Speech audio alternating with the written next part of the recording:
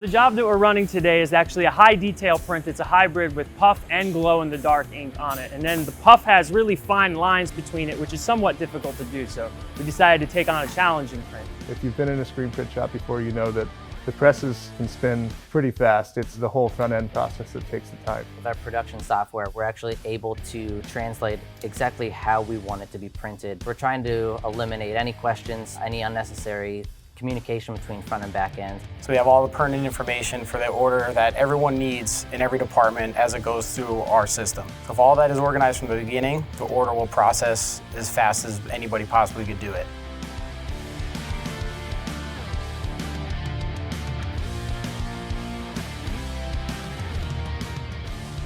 We're wrapping up season 3 of Jersey's Adventures in Apparel Decorating.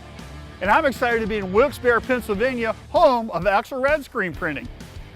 Apparel Screen Printing is a full-service custom apparel shop specializing in band merchandising and state-of-the-art screen printing processes and procedures. They pride themselves in providing high-end design and fulfillment solutions to keep their shop and customers ever evolving in this fast-paced and competitive industry. In this episode, they'll showcase their process speed from inception to shipping for a quick turn replenishment program featuring a one-of-a-kind look plastisol print with specialty puff and glow inks.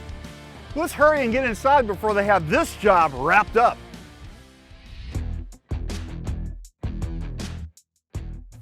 I'm with Dave Maloney, who's one of the owners here at Axelrad. So Dave, tell us how your company was founded and kind of what you guys do here. You got it. We were started in 2003.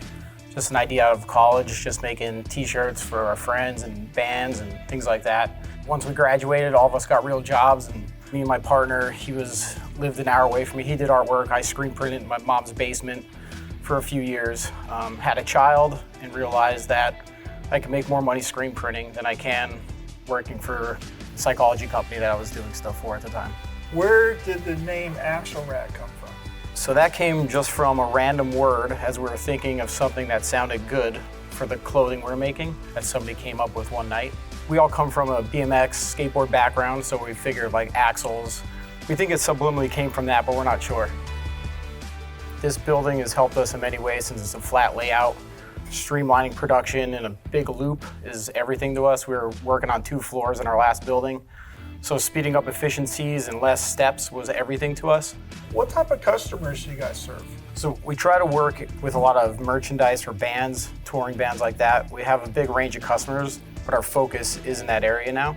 And now you've got how many employees? We fluctuate between 28 to 32. So what type of challenges do we have with the music touring industry? The challenge is what happens when they run out of merchandise on the road and they're halfway across the country from us, and it needs to be replenished quickly.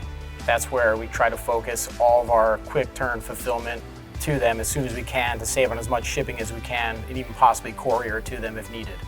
Everything we've ever done from the beginning comes from the help of having good employees. When we first hired our first screen printer, he's still with us today. Just taking care of them, giving them what they need, motivating them through having better equipment, better work environment, clean facility. It all kind of helps maintain and make their work environment better. So by taking care of your people, they take care of you. Absolutely. So today's episode is really about process and moving the order through the shop quickly. How do you guys do that? When we start the whole process, everything needs to be organized and streamlined from the beginning so no one's going upstream once it leaves the office. So we have all the pertinent information for the order that everyone needs in every department as it goes through our system.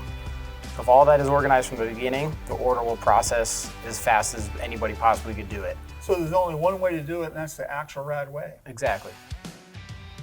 I'm with Tony Bevavino, who's the sales director here at Axelrad. So Tony, how long have you worked here? Coming up on 7 years. And what type of customers do you guys have? We have a pretty wide-based audience. Serve our local community with mom and pop shops, a bunch of corporate clients, and then bands all over the country. From large bands to bands that are just getting started out. We print for them all. Those type of clients, do they have any unique challenges that you're always trying to resolve? Seems to be one of 2 things. Artwork being probably the biggest challenge, and then speed of ordering process. The speed part is what we're really here today about for our episode. How do you guys get everything done to meet your demands of your customers? I think the key is to kind of listen to the customer, make sure you're capturing their needs off the get-go, especially when it comes to artwork. We have a list of questions that we kind of run all the salespeople through, so we're capturing the right information about style, product, ink colors, all of that stuff. But I think from there, the ticket is to then, just get organized right off the get-go. You need to find out all your relevant information with respect to how many shirts, what type of shirts you're doing, when they're printing, when they're shipping, where they're shipping to. Once you have all that organization up front, it's really easy to kind of move through the rest of the production system. If you've been in a screen print shop before, you know that the presses can spin pretty fast. It's the whole front end process that takes the time. So our artwork process is broken down into 7 or 8 different categories based on the need of the customer. And you go through the relevant fields to tell them what the front design should look like. And here's how the attachments are labeled if you have references.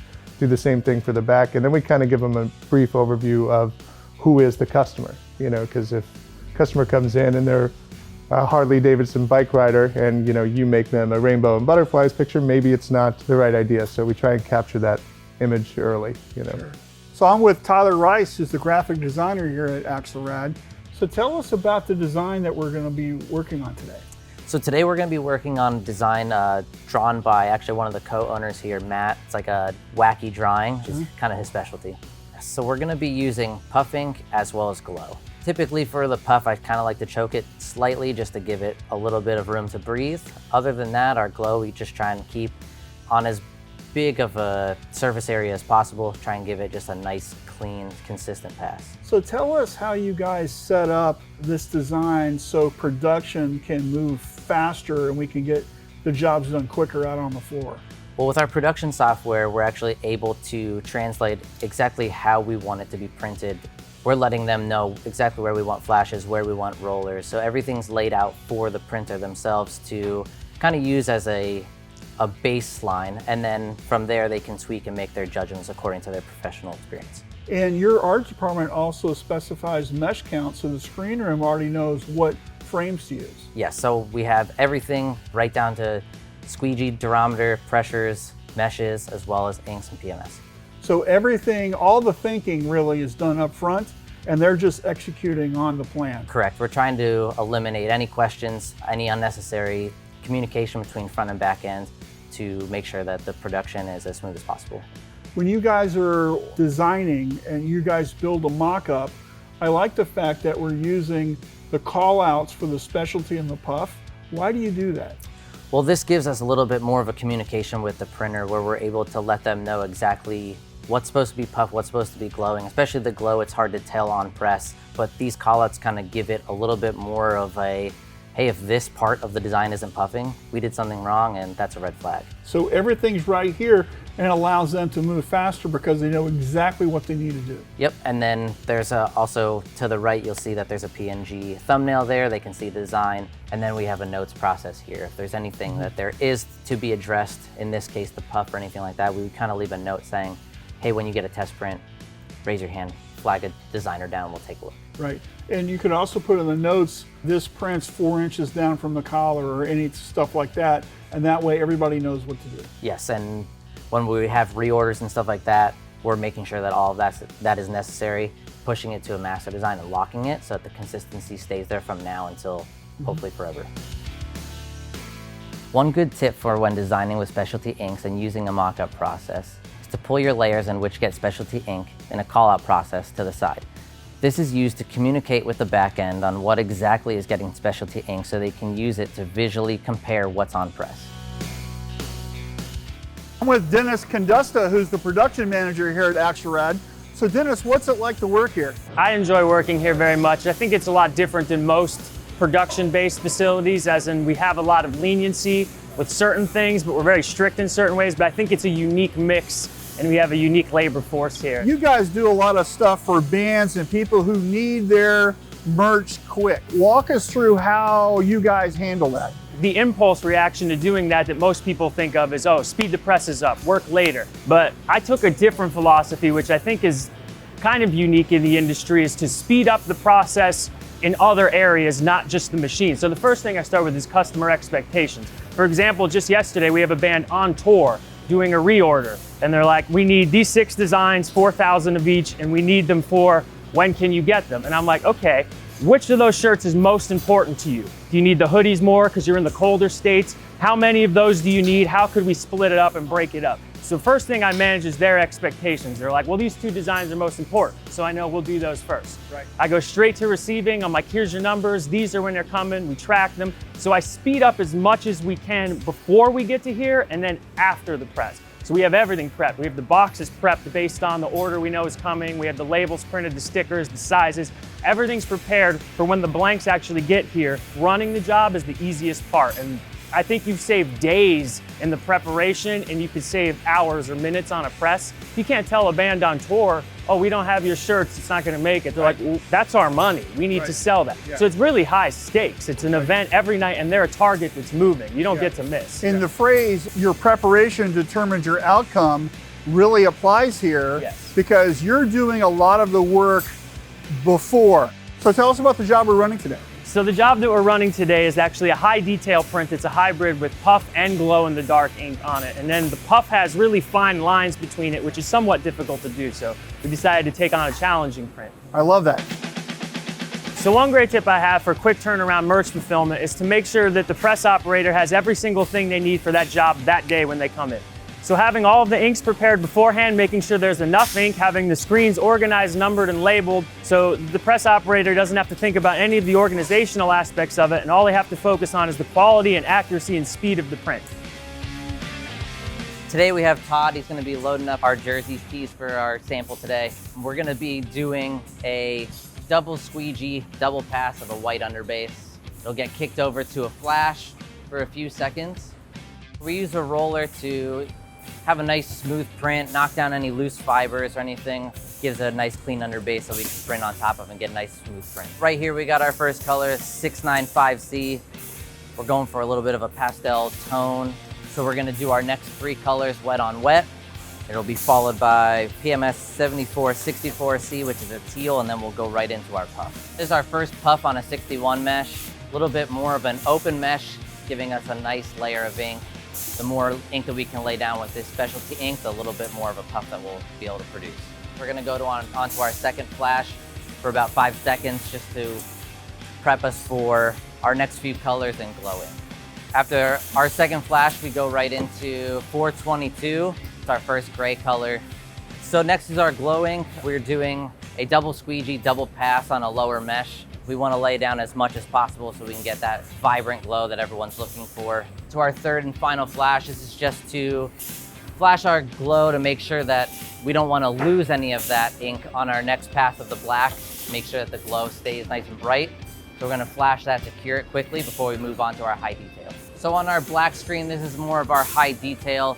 Puff itself is a little bit more of an intricate ink, so we're trying to make sure that we keep that high detail by using the black to define our lines. And then this would be our second puff screen. We're just doing this to make sure that it puffs super well in the dryer. Just a double pass on the same thing that we did prior.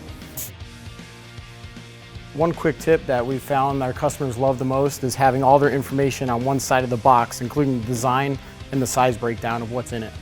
This is very useful for bands that are touring, so they're organized on the road when they have all their information they need in a busy environment. So Dave, this Jersey's Premium Blend raglan shirt came out great. Your team rocked it. Thank you so much. We're happy with how the product reacted with our process. Even though it was a blended t-shirt, it reacted well to multiple flashes and it worked well through the dryer. The puff came up perfect on it. It was a speedy process. And having the information in the system properly allows your team to understand they have a glow in the dark and a puff ink and they're doing something with it, so everybody communicates what's going on so you can move faster. Correct. If everybody's following the process that is in place, everything usually will flow through the system as fast as we need it to. This glow in the dark ink really allows a lot of fun to be put into this design. Absolutely. For the end user to have that element of surprise when they get this shirt at a concert and they see it glowing, makes it just that much better. This print came out great on the Jersey's Premium Blend raglan shirt. I'm so impressed. Thank you so much. This is awesome.